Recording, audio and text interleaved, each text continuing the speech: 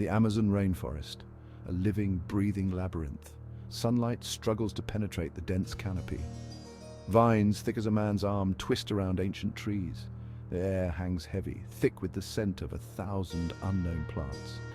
Mist curls around giant roots like smoke from a hidden fire. This is a place of immense power. Raw, untamed energy thrums beneath the surface. Every rustle of leaves, every chirp of an insect speaks of the life teeming within.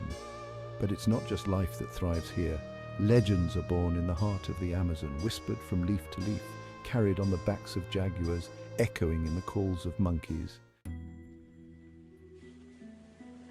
The tribes who call this place home, they know. They've passed down the stories for generations, tales whispered around flickering fires, warnings to those who dare disrespect the forest. The stories speak of a creature, massive and ancient, scales shimmering like emeralds, eyes burning with a light older than time. They call it Iruna.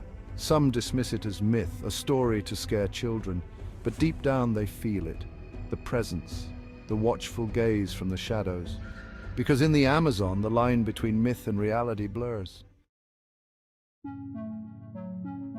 The rainforest is Iruna's domain, its veins, its arteries. The creature moves through the undergrowth as easily as we breathe air. A silent guardian, its presence felt more than seen. A low rumble in the earth as it passes, a sudden stillness in the jungle, all creatures instinctively knowing their king is near.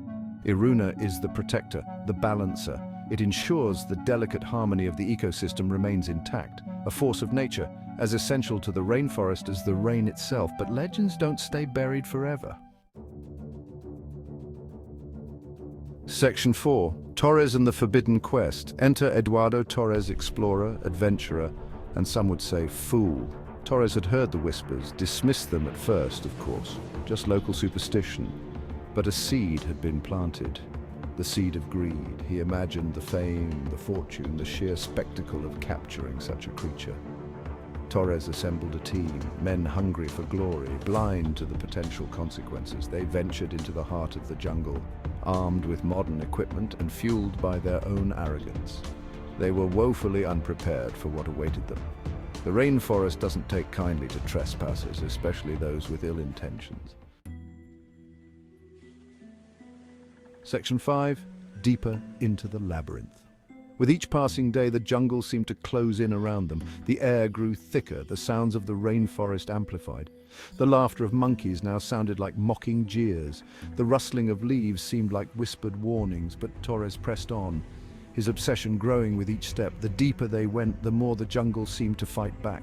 Sudden downpours soaked them to the bone. Thorns tore at their clothes and skin. The whispers in the leaves grew louder, more insistent. But Torres, blinded by greed, refused to heed the warnings. Section 6. The Storm and the Shadow. The storm hit without warning. 1 minute the air was thick and still, the next the sky ripped open. Rain lashed down, blinding and relentless. The wind howled through the trees, a primal scream of fury. The explorers huddled together, fear finally piercing their arrogance. Then, through the driving rain, they saw it, a shape in the darkness, impossibly large, moving with a sinuous grace that defied its size. The ground trembled beneath its weight, the air crackled with an unseen energy. Iruna had arrived.